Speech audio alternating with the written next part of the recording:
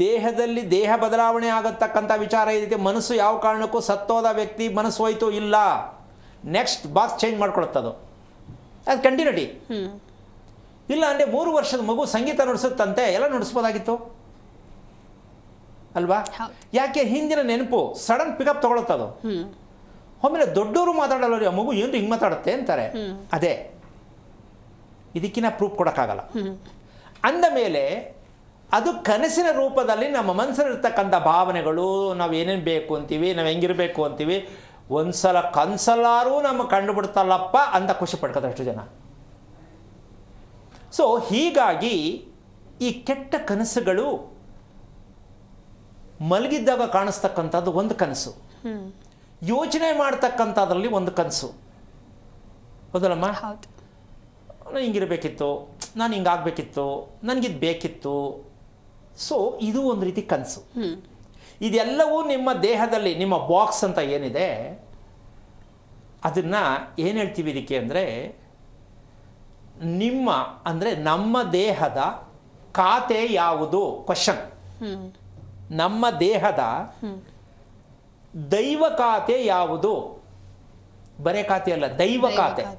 ಈಗ ನಮ್ಮ ದೇಹಕ್ಕೋಸ್ಕರವಾಗಿ ದೇವರು ಅಂತ ಬೇಕಲ್ಲ, ಅದು ಯಾವ ಖಾತೆ? ಯಾವ ದೇವರು? ನಿನಗೆ ಅಂತ ದೇವರು ಯಾವುದು? ಎಲ್ಲರಿಗೂ ದೇವರು ಒಂದೇ. ಅದೇ ನಮ್ಮಲ್ಲಿರ್ತಕ್ಕಂಥ ಆತ್ಮದಲ್ಲಿರ್ತಕ್ಕಂಥ ಒಂದೇ ದೈವ. ನಾವಿಲ್ಲಿ ಹಲವಾರು ದೇವರ ಮಾಡ್ಕೊಂಡಿದ್ದೀವಿ, ಅದು ನಮ್ಮ ಲೌಕಿಕವಾಗಿರ್ತಕ್ಕಂಥ ವಿಚಾರಕ್ಕೆ ದೇವರುಗಳನ್ನ ಮಾಡ್ತಾ ಇದ್ದೀವಿ. ಎಲ್ಲರಿಗೂ ದೈವ ಒಂದೇ, ಅದು ಆತ್ಮ, ಅದಷ್ಟೇ. ಆದರೆ ನಾವು ಅದನ್ನು ಅಳವಡಿಸ್ಕೋತಾ ಇಲ್ಲ, ಅದು ಸತ್ಯ ತಿಳ್ಕೊತಾ ಇಲ್ಲ, ಅನುಭವಿಸ್ತಾ ಇದ್ದೀವಿ. ಇದಕ್ಕೆ ಕಾರಣ ಏನು ಅಂತ ಇವತ್ತು ವಿಷಯವನ್ನು ಹೇಳಬೇಕಾಗತ್ತೆ. ನಮ್ಮ ದೈವ ಖಾತೆ ನಮ್ಮ ದೇಹದಲ್ಲಿ ಇನ್ನೂ ಓಪನ್ ಆಗಿಲ್ವಾ? ಆಗಿಲ್ಲ. ದೇವ್ರ ಕೈ ಮುಗಿತಾ ಇದ್ದೀನಿ, ಪೂಜೆ ಮಾಡ್ತಾ ಇದ್ದೀನಿ ಅಂತ ಅನ್ಕೋತಾ ಇದ್ದಾರೆ. ಪೂಜೆ ಮಾಡೋದ್ರಿಂದ, ಕೈ ಮುಗಿಯೋದ್ರಿಂದ ಆಗಲ್ಲ. ಕರ್ತವ್ಯ ಮಾಡಬೇಕು. ಇಷ್ಟೊತ್ತರೆಗೂ ನಾನು ಏನು ಮಾತಾಡಿದೆ, ಇದೆಲ್ಲ ಇರೋದು ಒಂದು ಮಗುವಿಗೆ ಜನ್ಮ ಕೊಟ್ಟ ತಾಯಿ. ಆ ಮಗುಗೆ ಹಾಲು ಕೊಡಬೇಕಾದ್ರೆ ತುಂಬ ತೃಪ್ತಿ, ಸಂತೋಷ ತಾಯಿಗೆ. ನನ್ನ ಮಗು ಹಾಲು ಕೊಡ್ತಾ ಇದ್ದೀನಿ, ನನ್ನ ಮಗು ಹಾಲು ಕುಡಿತಾ ಇದೆ, ಖುಷಿ ಆಗುತ್ತಾ ಇಲ್ಲಮ್ಮ? ಹಾಗೆ ಈ ಭೂಮಿಯಲ್ಲಿ ಹುಟ್ಟಿದ ಪ್ರತಿಯೊಂದು ಮಗು, ಒಬ್ಬ ಮನುಷ್ಯ, ಆ ತಾಯಿ ಕಾಪಾಡ್ತಾಳಂತೆ. ಭೂಮಿ ತಾಯಿ ನಿನಗೇನು ಬೇಕು ನಾನು ಕೊಡ್ತೀನಿ ಅಂಥ ಶಕ್ತಿ ಇದೆ ಈ ಭೂಮಾತೆಯಲ್ಲಿ.